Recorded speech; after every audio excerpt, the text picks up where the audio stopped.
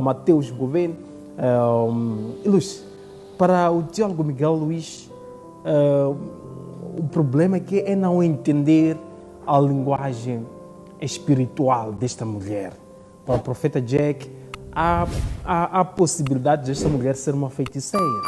Para o apóstolo Carlos Elias, precisa de ajuda de um homem de Deus e depois de um psicólogo.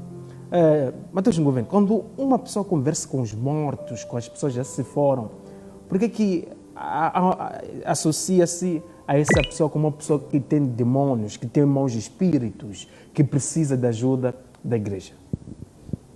Bem, seria por vários fatores. Primeiro, queria botar um ponto de correção ao que estava a dizer o meu caro colega de painel, que ele é pai da Metramo, não é possível, ele é profeta, nós somos médicos tradicionais, e seria ele estar a se contradizer dentro daquilo que são as crenças dele. E já que não é pai da Metramo? Nunca vai ser, não tem condições. Teria primeiro que saber o que é isso da Metramo. Não é só pai, Jack. Quando a gente fala de assuntos sérios, Massango, assuntos sérios da espiritualidade e palhaçada não combinam. Então, quando é o assunto mesmo sério, a gente temos que pôr seriedade na coisa. Mateus Gouveia não é filho de Jack. Como é que seria possível? Quais são as linhagens que nos conectam? Primeiro, nem por sangue somos conectados. Segundo, na ramificação daquilo que são as minhas crenças como médico tradicional e as ramificações dele como profeta, não há nenhuma conexão que esteja ali. Agora, a não ser que ele admita que talvez seja curandeiro. Então, aí estaríamos a falar de estarmos juntos. Então, eu ia perguntar a ele, como curandeiro, qual é a posição que você ocupa? Então, aí é respondermos. Então, aí tem uma pequena complicação. Então, vejo que está a haver uma pequena mistura de assuntos sérios. Então, indo ao ponto, há uma desinformação que existe nas pessoas, Massango, que é a parte de nós percebermos a espiritualidade na sua pureza. Por quê?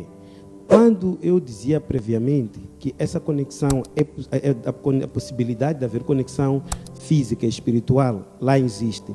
Ainda citei. A preocupação que devíamos ter primeiro é sabermos que tipo de mensagem esse espírito quer trazer, que tipo de espírito é esse. Porque nós sabemos que existem demônios. E os demônios são muito mais ativos nas nossas vidas do que o próprio lado limpo da espiritualidade. Nós lutamos com demônios noite e dia. E o demônio não precisa de você o conhecer para ele tentar uma oportunidade na sua vida. Então, nem a crença limita o demônio, porque ele tem mais poder em relação ao ser humano. Então, quando eu olho para a situação daquela moça, ela é uma moça que está a sofrer uma pressão espiritual. E dentro dessa pressão espiritual, há sempre um estado em que a pessoa pode demonstrar uma fraqueza psicológica. Isso é claro, porque se eu, por exemplo, de repente, do nada, levanto-me aqui e tiro a roupa, começo a falar de qualquer maneira, vocês vão perceberem que eu esteja possesso. Mas o comportamento meu vai notar-se pela anomalia de como eu estar a lidar com a situação. Então, a moça, ela olhada no estado em que está, ela tem realmente uma confusão muito séria espiritual. Não diria eu que talvez fosse uma situação de um pacto, mas que ela tem uma situação séria espiritual. Porque uma coisa é não estarmos sempre a falar dos pactos. Nem todo espírito mau vem dos pactos. Existe a feitiçaria. A feitiçaria não é resultado de um pacto. A feitiçaria e pactos são coisas diferentes. Maldições são diferentes de pactos também, mas que são arenas espirituais malignos que lutam contra a posição das pessoas. O que eu vim a notar nela é que parece-me, de uma certa forma, que há um trabalho que está sendo feito por pessoas de uma certa linhagem viva, que acabam criando aquele mal-estar nela, e que ela está naquela situação já há muito tempo. Porque algumas narrativas que ela deu aqui não são narrativas lá muito concebíveis, mas que na espiritualidade tem lá uma explicação que pode lá comportar. Então, dentro daquilo que são as nossas linhas de crença, porque nós somos pessoas que estamos num estado laico onde cada qual pode ter a sua crença. Eu, na minha crença, acredito que aquilo é uma situação que se resolve, e apesar de pessoas que não entendem da espiritualidade que eu sigo terem o hábito de dizer que não cura porque é satânico. Não.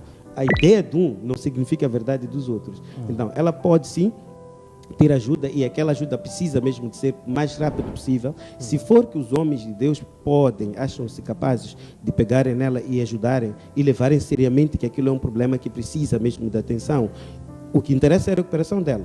Mas se também citar o caso de eles não darem atenção, estamos aqui, nós médicos tradicionais trabalhamos com essas coisas no nosso dia a dia e resolvemos aquilo ali.